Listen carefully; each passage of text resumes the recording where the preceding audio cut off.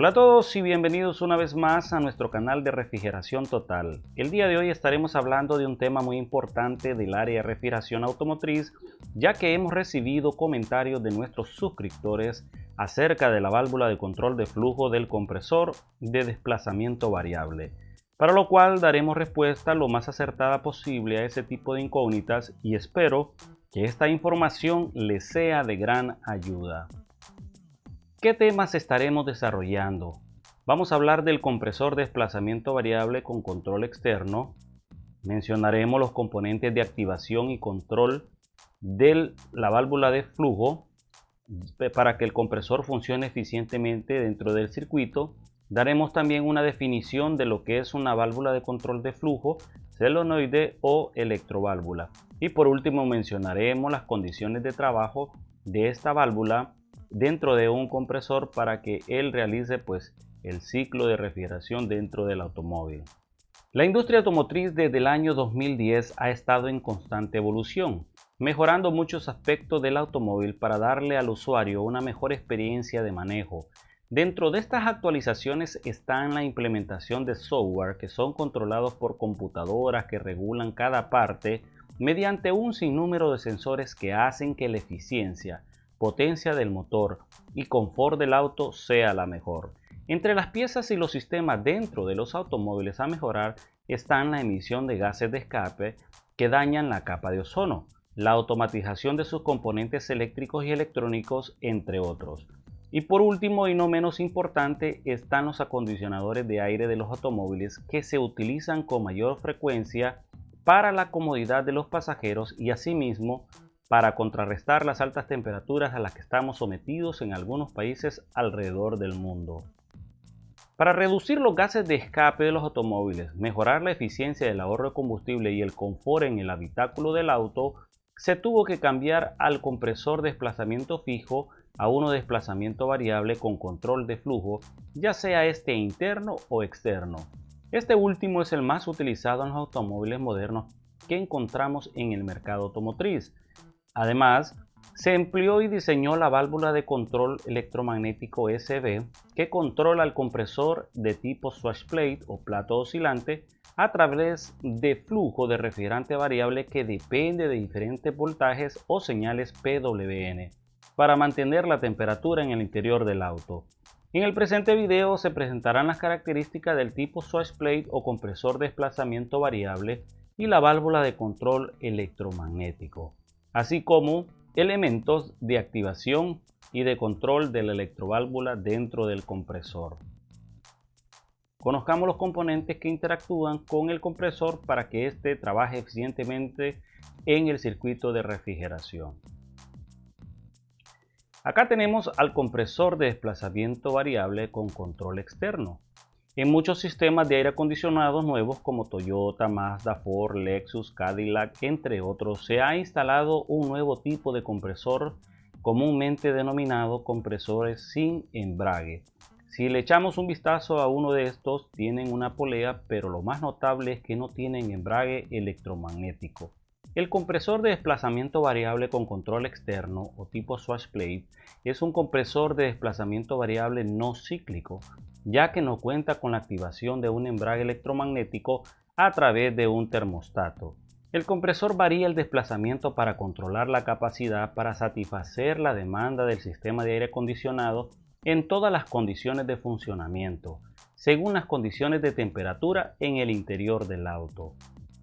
Recordemos que los compresores que utilizan embrague electromagnético bajaban las revoluciones por minuto del motor, o sea, las RPM, la cual daba como resultado un alto consumo de combustible, un molesto o indeseado golpeteo en el encendido o activación de la bobina electromagnética y la mala eficiencia de funcionamiento para alcanzar las temperaturas idóneas de confort para los usuarios. Ahora bien, si podemos señalar desventajas de este compresor de desplazamiento variable es que al estar directamente adosada la polea al eje del compresor, este hace que el compresor se mantenga trabajando constantemente aún si él está apagado, por lo que tiene como resultado un mayor desgaste en sus componentes internos. Y esto lo podemos notar nosotros cuando verificamos el estado del aceite y generalmente encontramos partículas de metal o virutas o limaduras, como ustedes le llamen en sus países, en lo que es el aceite. Esto nos da a entender a nosotros que ya se necesita un cambio de este tipo de compresor. Otro puede ser el embrague que se encuentra enfrente en la polea, ya que este tipo de embrague pues tiene unos dientes que se mantiene adosada a la polea y que se utiliza, ¿verdad?, como un mecanismo de protección del compresor cuando existe un trabón o realmente hay un mal funcionamiento del compresor. Otro es el problema profesional o como técnico en refrigeración. Es que con este tipo de sistemas se necesita contar con herramientas, software y capacitación técnica especializada para dar respuesta positiva a los problemas técnicos que presentan en este tipo de sistemas electrónicos y automatizados. Aparte del compresor, hay otros elementos que intervienen en el buen funcionamiento y correcto del sistema de refrigeración, para los cuales se implementaron un sistema de activación y control y así mantener la eficiencia y confort del auto. Conozcámoslos. Conozcamos los sistemas de control que son los que controlan, ¿verdad?, el funcionamiento de los demás dispositivos y sensores del automóvil, y además este es el que manda las señales PWM a todos esos sensores y actuadores del automóvil. ¿Cuáles son estos elementos? Son el SM, el PCM y el TIMP. El SM es una unidad de control electrónico que se encarga de controlar los actuadores de un motor de combustión interna, garantizando un rendimiento óptimo del motor. Obtiene datos de multitud de sensores instalados en diferentes partes del automóvil y los interpreta ajustando los actuadores. El PCM es el sistema de propulsión o tren de potencia y es el conjunto de partes que permite que un auto se mueva. En ese sentido, incluye motor, caja de velocidades y eje y la barra de transmisión. Dependiendo de la marca y del modelo del auto, la PCM puede o no estar conectada a la SM. El TIM es el módulo o placa de circuito impreso que contiene los fusibles, relés internos y un microprocesador que realiza las funciones previamente ejecutadas por el SM. El TIM proporciona los medios principales de distribución de tensión y protección para todo el vehículo. Ahora conozcamos los sistemas de activación que interactúan con el encendido del compresor. Estos tenemos aquí al termistor, transductor y tenemos a la válvula de control de flujo.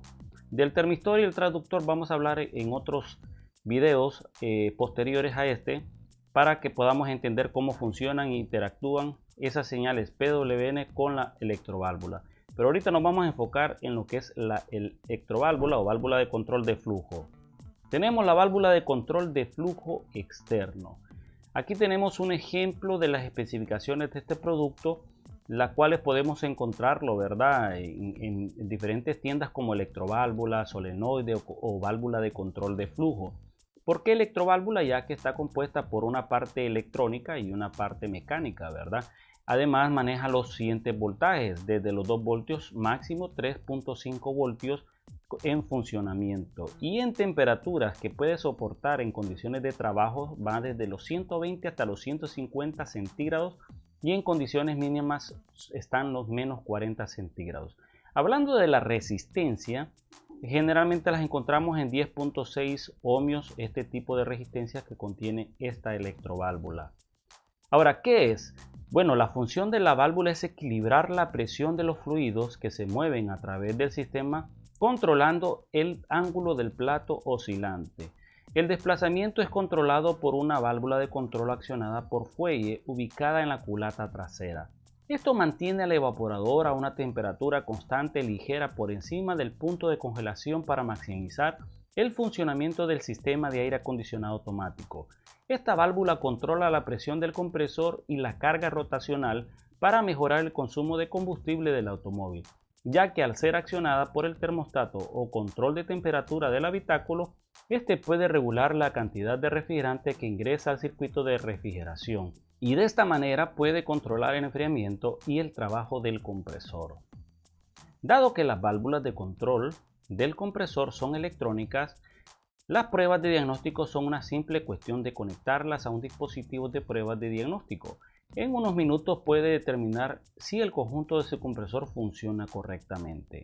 La válvula electrónica tiene además la virtud de tener una cantidad significativa de posiciones intermedias, lo que le confiere al sistema una variación de carrera muy precisa debido a las señales PWM que hace que se suministren rangos de voltajes que van desde los 2, 4, 6, 8, 12 voltios. A diferencia de la válvula mecánica, que prácticamente trabaja en dos posiciones, sí o no.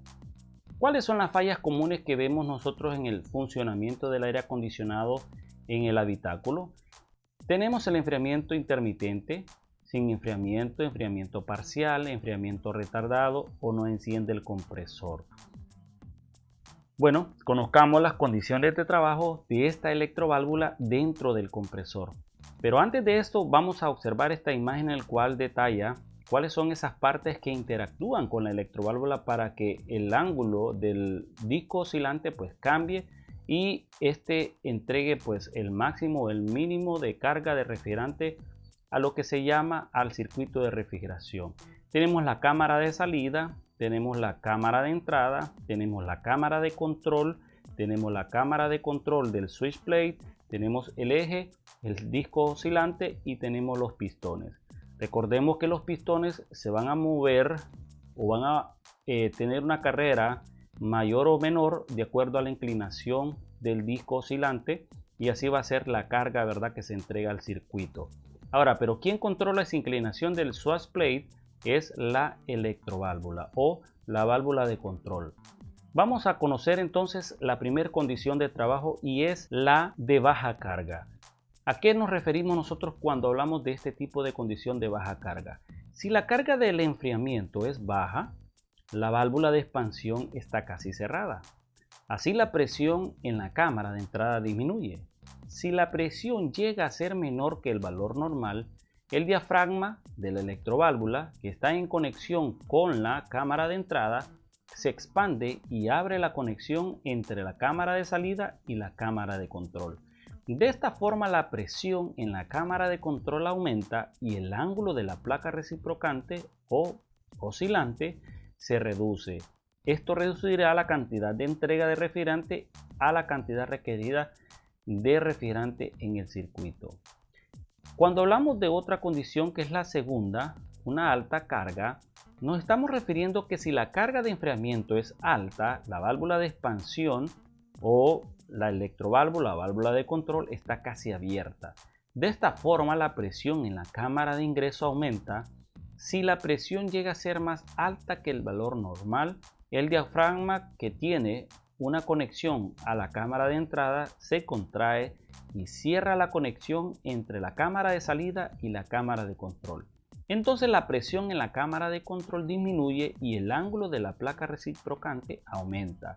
Esto aumentará la cantidad de entrega a la cantidad requerida de refrigerante en el circuito.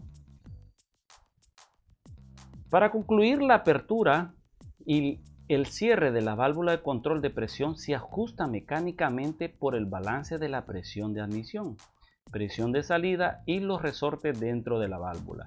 Si la carga de enfriamiento es baja, el ángulo de la inclinación, o sea, cantidad de entrega, se reduce.